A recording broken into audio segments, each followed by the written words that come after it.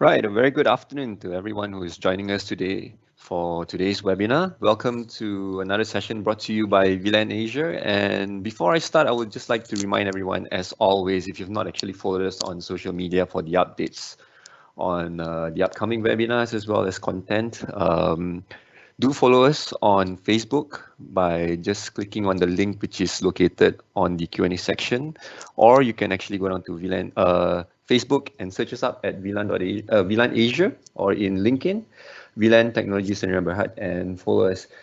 Right, so today's session, before we start, I'd just like to remind everyone, you can actually drop in your Q&As on the section which is on the right side of your screen. If that Q&A section is not open, you can actually click on the little blimp with the question mark on it to open that little section over there. And throughout the session, if you have any questions that you'd like to ask our panel, you can actually do so. Right, so we've already come to the 5-part series of our retail digitalization webinar series. And for today, we have actually 5 guest speakers to actually present this session to you. We have our retailer, who is Angie Chong, from the founder of Puras, which is a skincare and wellness retailer. We have also Bernard Ho, who is the co-founder of Hatio Labs. And then we have Vernon Chua, the CEO of Energy Labs. And then we also have Ui Boon Sheng, who is the founder of Zilnex. And obviously today's session will be moderated to you by Lance Chiang, the Chief Geek of VLAN Asia. So I'm going to now hand the session to you, Lance. Hi, welcome everyone, and good afternoon. You can unmute your mic now. Welcome, Lance.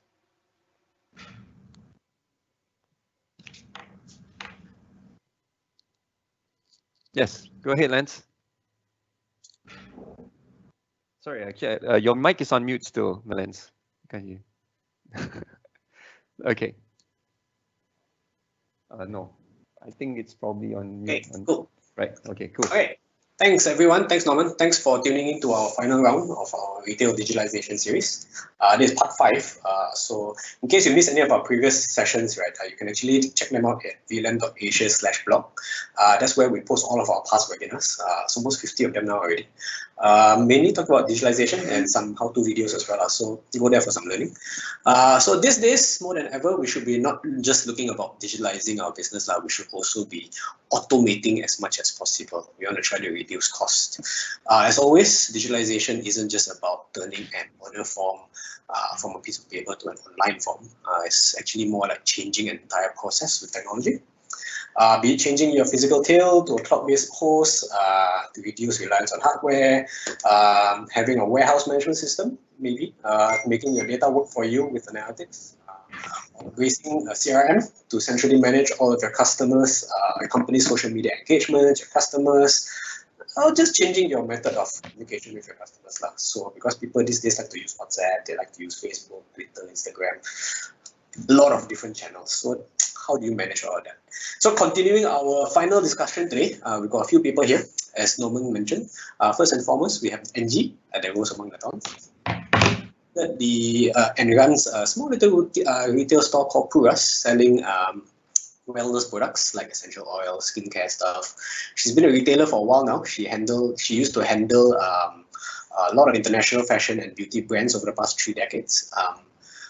And she mentions that embracing the era of digitalization and e-commerce, she's looking for some answers on how to seamlessly integrate all her systems together so her customers can get the best possible experience buying from her stores and online, especially now in these funky times, crazy times.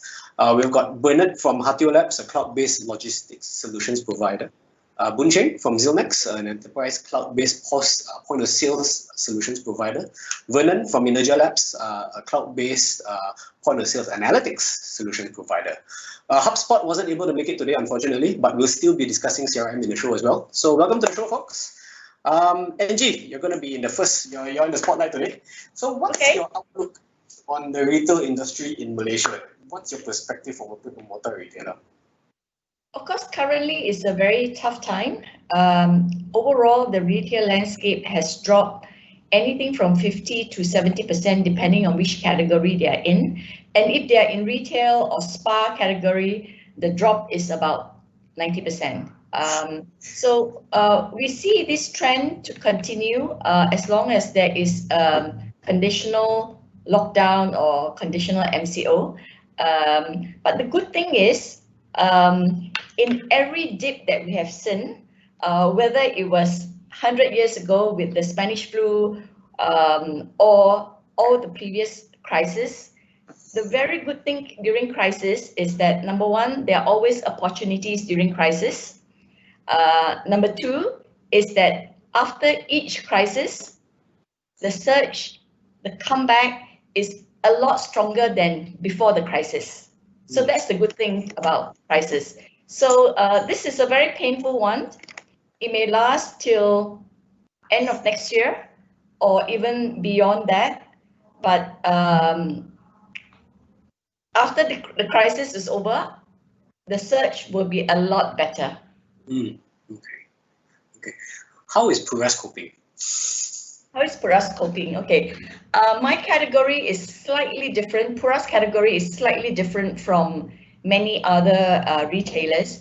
I mentioned just now, category that suffer the most, spa, travel-related category. After that, category like fine dining, certain price point of fashion is also suffering. Fortunately for Puras category, the beauty category do not suffer as much as the fashion category as a whole. So the beauty category that suffer are category like fragrance, color cosmetic like makeup, or hair coloring. Those are the category that suffer within the beauty category.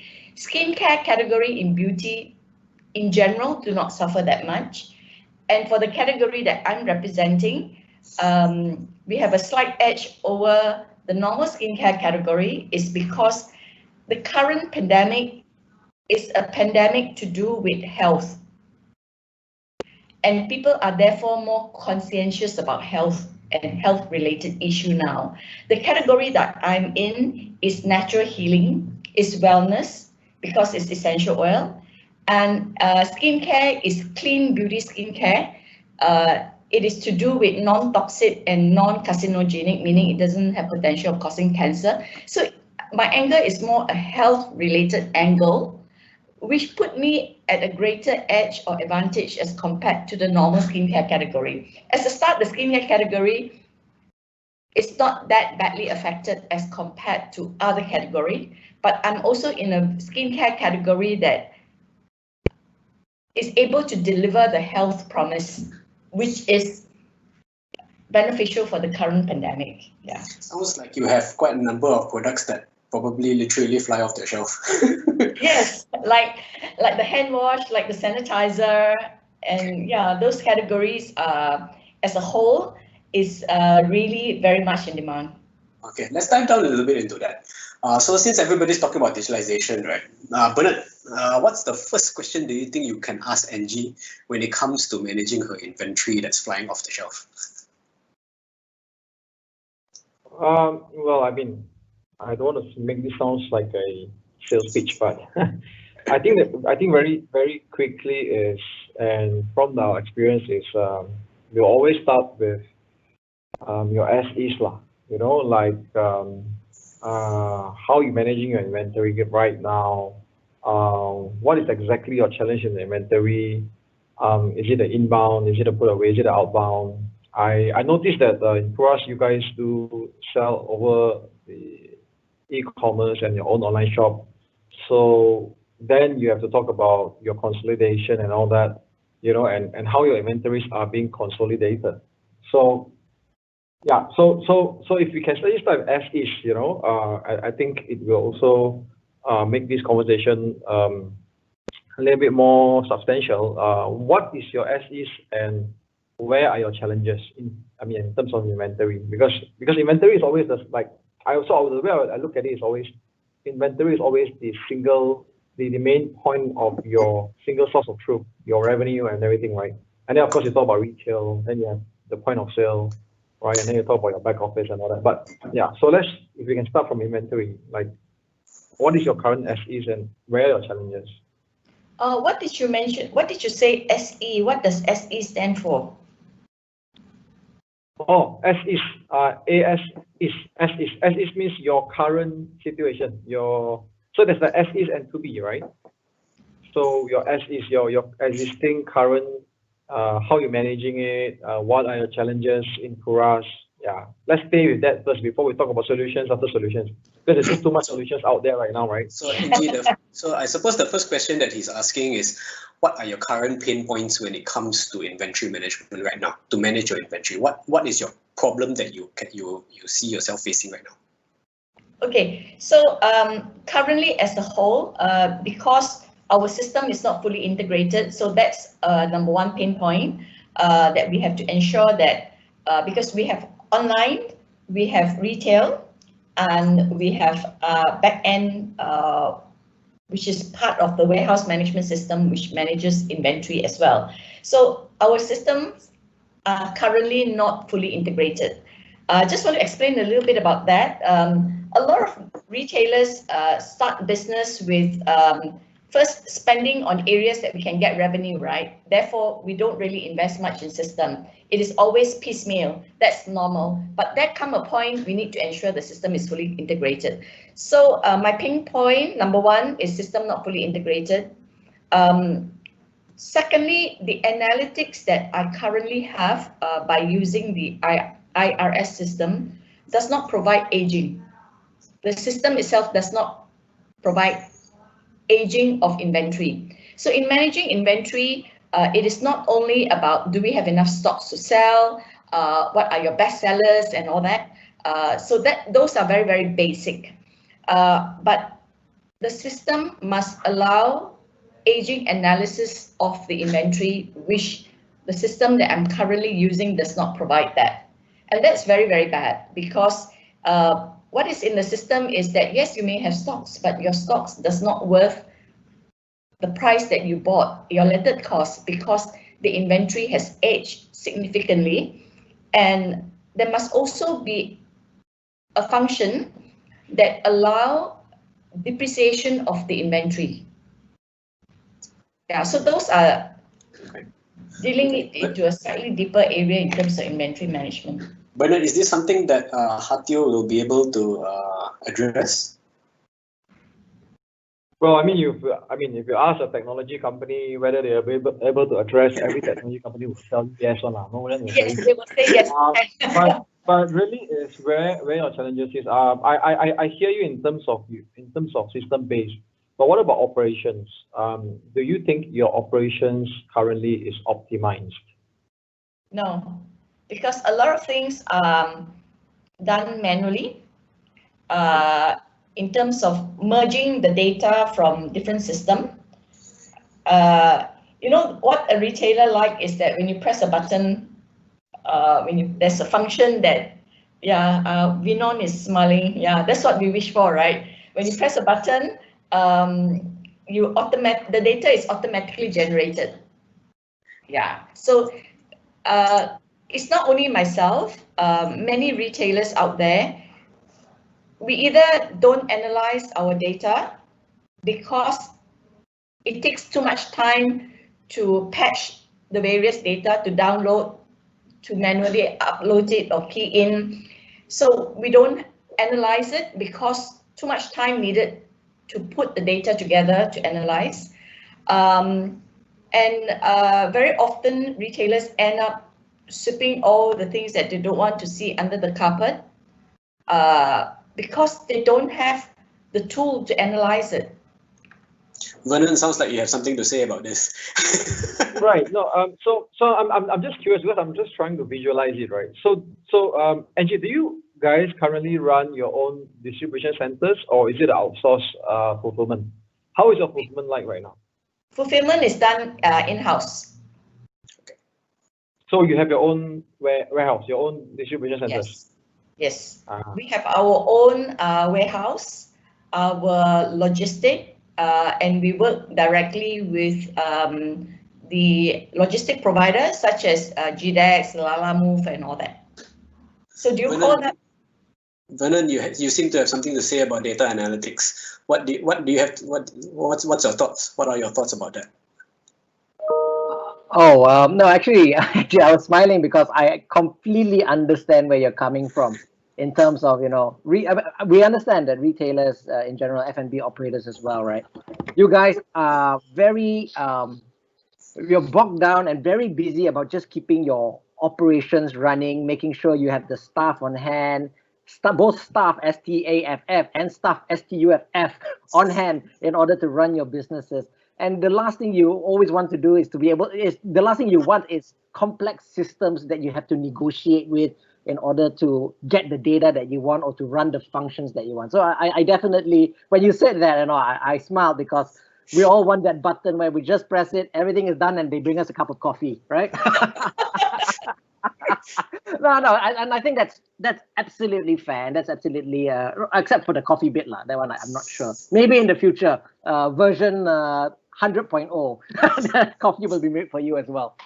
But yeah, so I think one of the challenges that retailers, especially the SME retail space, you guys face, is that things are, because you don't have an IT background, right? You're more in there to do your business, so you just want to have something that is intuitive and simple to use. And in fact, if we're talking about interacting with your data, and you want to be able to we don't expect you shouldn't have to expect yourself to be a expert data analyst, right? What you want to be able to do is just see something that is intuitive. You see it and you can say, oh, okay, this is where I'm at, or this is where our stocks are at, or this is where my sales are at, and these are how my customers are interacting with my sales in a way, with my products, in a way that is very intuitive, very easy to understand, one glance, and it should already kind of tell you what's going on. So I get where you're coming from, Angie, and I think that's something that retailers deserve to have. Yeah. So the other thing I want to point out is what is good to have, what is available or in place. The gap is very far. That's another problem. I mean, if the gap is narrower, it's easier. And it's not, the far gap is also because we don't know how to start and where to start. Yep. And many of us don't know what we don't know. Yep. Things move so fast. And as Bernard pointed out just now, if you ask every system provider, everything can do, everything boleh. But when it comes to actual, it may not be boleh. And sometimes, truly, it is boleh, but we don't know which button to press. Because we are retailers. That's our rice bowl. We are not system people. Boon Cheng, Angie currently has 2 outlets. She's opening the 3rd outlet in Garden soon. The first 2, I think, is in Bangsar Village, and another one is in 163 Monkiara, right? Angie. Okay. She intends to expand this to maybe about 5 outlets by the end of next year, 5 to 8 outlets by the end of next year. Okay. How do you think, as a post solutions provider, how do you think you can add value to somebody like Puras, and how you can help them make more sense about their point of sales? I think if I start this, I will be like selling my system already. But of course, yes. The thing on our side is that I always tell our customers to actually work good, right? In terms of being a good retailer, to improve a retailer, they should actually look into 4 pillars, which I always believe is the most important pillar. Whether the system that you're looking at can help you to understand your customers. All right, that is where you have to be able to do your analytic. Another one is how you want to empower your workforce, which is how you'll be able to give the kind of functionality like you mentioned, reporting, or probably do some remote management, especially you have more outlets, So that is how you can actually empower your workforce. The third would be your intelligent and efficient supply chain. How can you replenish your stock based on auto replenishment without having to rely on people? That, when it hits certain thresholds, right, it will replenish, and based on the control of aging that you mentioned on our system, we call it batch control. All right, that is an intelligent, efficient supply chain. And last but not least, how you can reimagine retail and improve your customer engagement. That is basically how we can link with your e-commerce and how you can actually re-engage your customer, even if it's in store or if it's not even in store itself. All right.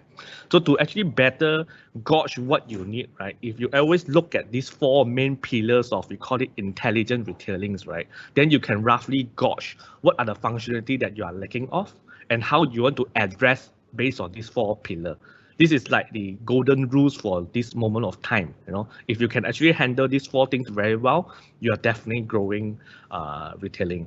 That is my rough thought lah. But of course, if you need to look for solutions that are actually able to handle your inventory, the issues that you mentioned just now about batch control, how you can do multi-stores, as well as to pull your sales report in a single button, you definitely can talk to us lah. Yeah. I also believe that following up on what Boon Cheng also mentioned, we also, for us at VLAN Asia, we also believe in allowing letting brands like yours communicate with your customers on the channel that they are familiar with, on the channel that your customers are actually very comfortable with. Some people are comfortable in Facebook, some people are comfortable in Twitter, Instagram, Telegram, and of course Malaysia, everybody uses WhatsApp lah. So for us, customer experience is key. And nothing allows a customer to feel more comfortable engaging with you is you talk to them on the channel that they're comfortable in. So we also help some of our customers to connect with their customers on social media as well. So because there are so many social media platforms out there, so how do you run ads on some of these social media platforms and manage to track all the ads to make sure that you are actually spending the right amount of money at the right place?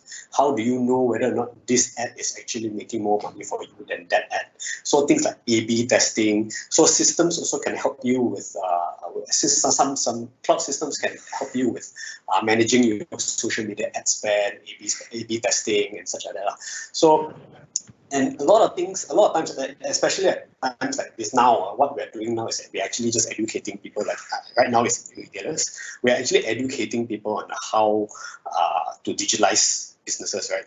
So in your case, possibly one of the things that you can do is you can create micro landing sites, you can create infomercials, you can create educational content, say for example, how you can use some of your products to improve your skin, remove wrinkles, or look fresh when people are. So educational content, you can engage key opinion leaders to actually spread the word how they can use your content to actually, how to use your products to actually improve your customers' lifestyles. So all of this, you need systems to track whether or not each and every one of them are effective. So echoing what Boon Cheng mentioned, how you manage your customers is very important right now as well. Yes. So, Angie, just now you mentioned... I've got a question. If I may. Angie, I'm just still curious to find out and understand. If you don't mind sharing with us, you can drop names or eliminate the names if you want. But what are because you keep mentioning that your systems are not fully integrated. So if I would just put it out simply, what is at your back office accounting? What are you using for inventory or your warehouse, and what are you currently using for your retail? Or is it Okay, I can mention name, no problem. But let me also put this in perspective as well, because I'm very embarrassed to tell you that there are different systems that we are currently using. It's because of also the way the company has been structured, and we reorganized and restructured. Therefore, retail system, we use Store Hub, point of sales. Online, we use Shopify. Back end in the office warehouse, we use an IRS system, who is actually a POS system, IRS, which is actually a POS system that also does inventory management. And accounting, we use AutoCount. So I can see Venon is smiling. What a mess, right? I'm a seasoned retailer, by the way. I'm not a newbie. And yet, you have different systems using different things. Because, you see, for a startup, to run a startup, we need to be very agile. and we just need to concentrate on bringing in the sales and sell through the 2-3 years. After that, you feel that, okay, there's a future. Then only you look at investing in the system, and seeing how to integrate the system and migrate to a better system. No, Angie, don't get me wrong. I'm smiling because when you share this story, I want you to know it's typical of almost every other SME retailer out there, right? So which is why, when we designed our Cicada data analytics platform, it was meant to be able to grab data from all these different solutions. And in fact, I won't name them, but a few of the people you just mentioned are already our partners in which we pull data from. So I completely understand. So don't get me wrong. You are in the same boat as everyone else, and there's a reason for that. Because as you rightly pointed out, it kind of evolves, right? As you have need, then you just think, oh, I need this, and then more often than not, you will look at, does it fill my need, and is it affordable? I mean, that's your number one concern, and you know what? That's absolutely fair and fine, and which is why for people like us, the tech providers, we need to be able to adapt more to you rather than to make you adapt to us. And make it easier for you. Thank you. Angie, just now also one of the things that you mentioned to me earlier was that you are actually looking to expand to 5 to 8 stores, right? Is it really a good time to expand further? Given everybody is contracting, you seem to be expanding now. The reason why we are expanding is that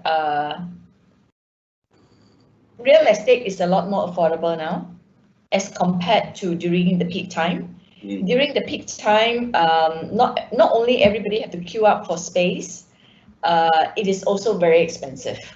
So we believe that during crisis, there are a few things that we should do. Number one is to do housekeeping, to clean up the house, things that you have no time to do when during the peak time, you keep on driving sales. This is a time to do housekeeping and clean it up properly. And secondly, also to look at strategic investment for the long term. So whatever we invest this year, next year, is to take us further during the better times. Because if now you go, during the good times, if you go into key shopping malls, the A shopping malls, you probably have to pay 2 to 3 times the cost of going in. So this is a good time to go in and to prepare for the next phase of growth. So Boon Cheng, you see, you work with large retailers. You work with probably malls as well. People like Malaysia airports and such, they got malls as well. What's your take on this? I think currently Angie is right that the real estate cost has dropped tremendously. In fact, we got to know that a lot of people, the mall landlord, right, basically will be doing like free rent for a couple of months. Some of them, they even give you renovation fee and stuff just to make sure that you are in the mall, right, to actually make sure that you can bring people in. So that I have to be agreeable. And of course, like Angie mentioned, I believe she is very entrepreneurial, where a lot of people are scaling down and she make the right choice. I believe definitely a right choice to actually continue the growth, as we don't foresee that the things will be here for a couple of years, definitely will die down, and then our life will turn back to normal, and people will still go to shopping malls, mainly because it is a part of our cultures, to be in a shopping mall, to meet up, to be social, and for food and beverages, you have to go restaurants to eat for the ambient and stuff. People will still have footfalls. So in overall, most of the mall owners that we spoke to, they are very keen, right? They are very keen to actually, they're very positive, optimistic that things will turn better. But at the same time, they are also helping their retailers to go online.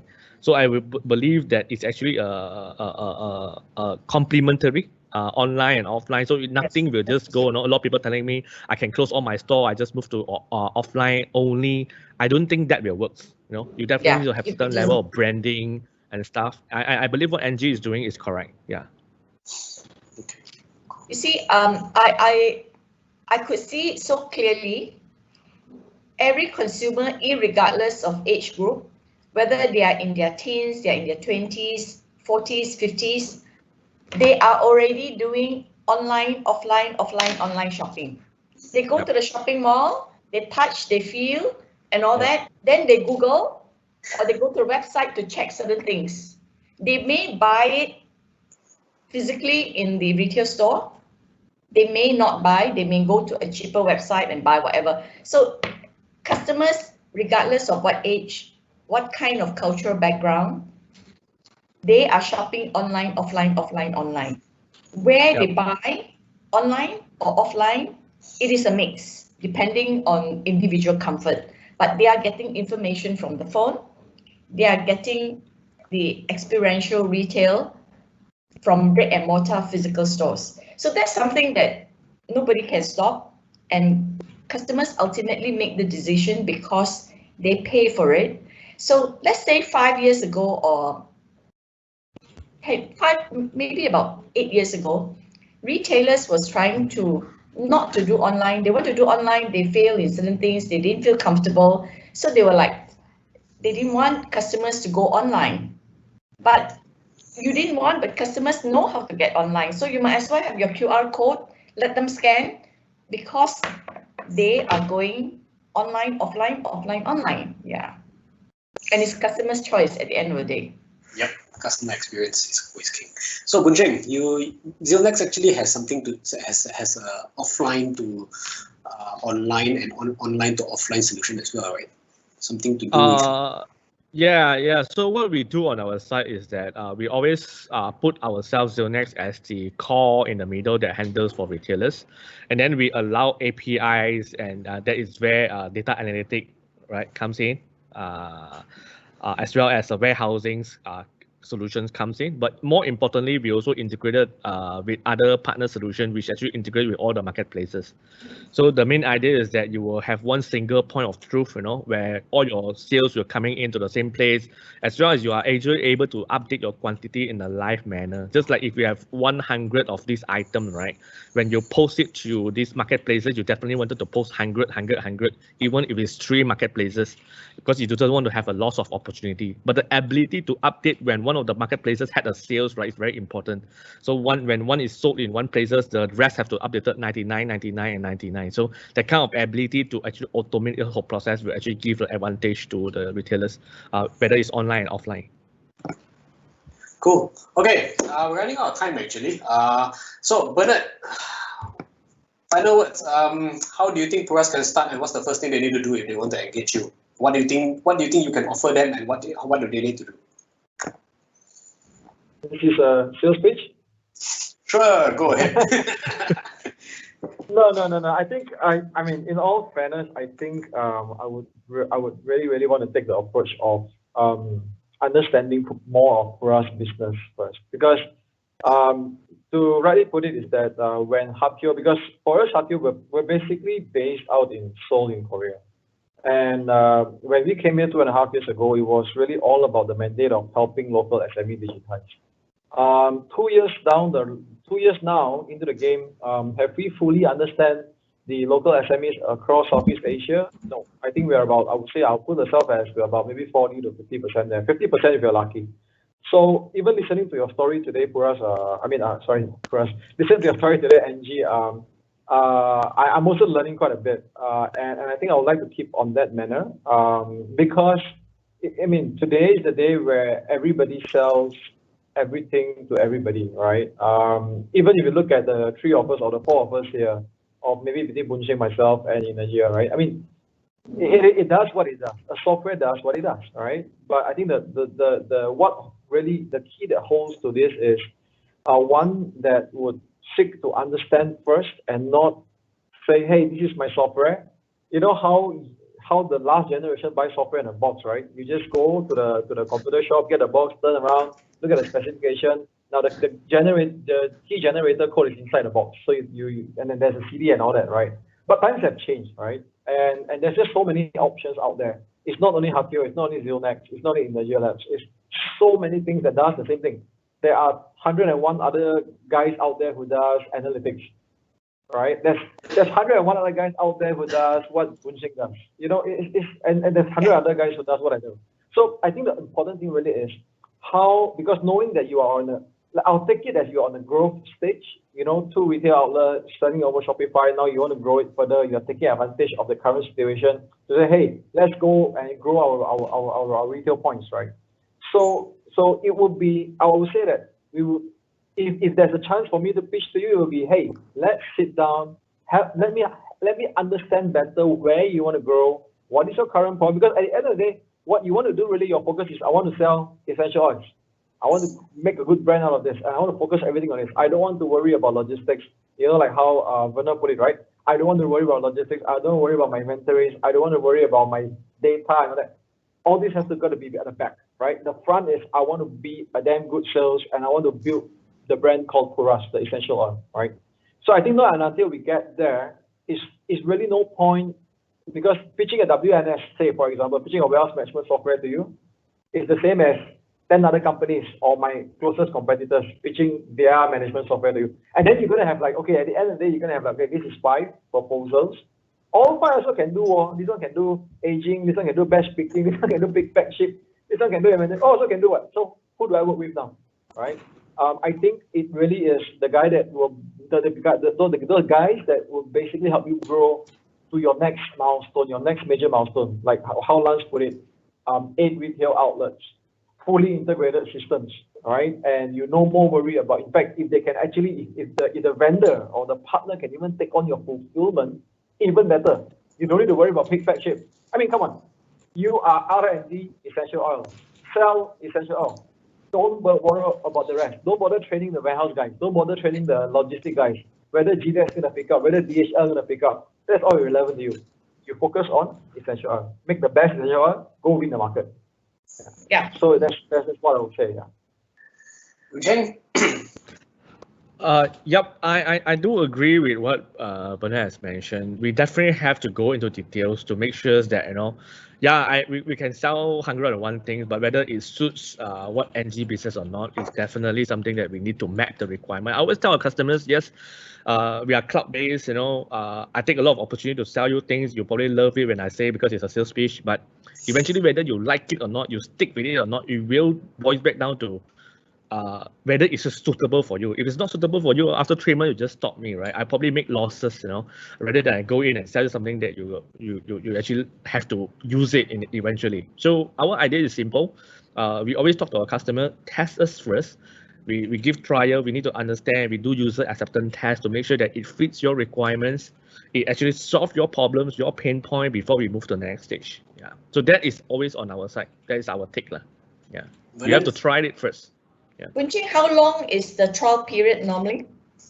We are fine on our side. Usually we do 2 to 3 months, even 2 to 3 months. We let our customer try, put in your pain point, and then see how we can actually address it on our side. Then we see if there's any workaround or not. And then we bring in partners to see we address like your delivery, how you link with your marketplaces, so that you can have the whole visualized environment before you make a commitment and a decision, which is very important for this kind of environment. Okay, cool. Right. Actually, I love what both Bernard and Boon Cheng shared, right? I mean, from a tech provider perspective, what we're here to do is to make your lives easier, the retailers' lives easier. And it's not about our product. Our product should not be front and center in your business. Your business should be the front and center in your business, and everything that we do supports that, right? And so for us, what we are trying to make clear to our clients is that data should not be painful. Data analysis should not be painful. Knowing what your customers are buying in your store should not be painful. Knowing their medium wallet size should not be painful. Knowing how your inventory is moving should not be painful. So ultimately, you should have the information at your fingertips so that you can make that decision wherever you are, whatever time it is, and that should be how easy we make it for you. Yeah. Okay, I think simply put, I would say that there is no one-size-fits-all solution for every single retailer out there. It is very important for us to actually understand, from a technologist point of view, it's very important for us to understand what is your current problem. Rather than put the cart in front of the horse, we figure out where you want to go with the horse first. Then only we see how we can actually solution come together, come up with a solution that actually helps your business, rather than buy a software, buy a solution because you've got a warehouse problem, buy a solution just because you've got a point of sale problem and such. So Angie, any final words from your side? Final words. We all need to work together to understand each other's business and pain points, so that we can continue to support each other for survival, because I think many retailers, we understand the importance of system, we understand the importance of digitalization, automation, integration.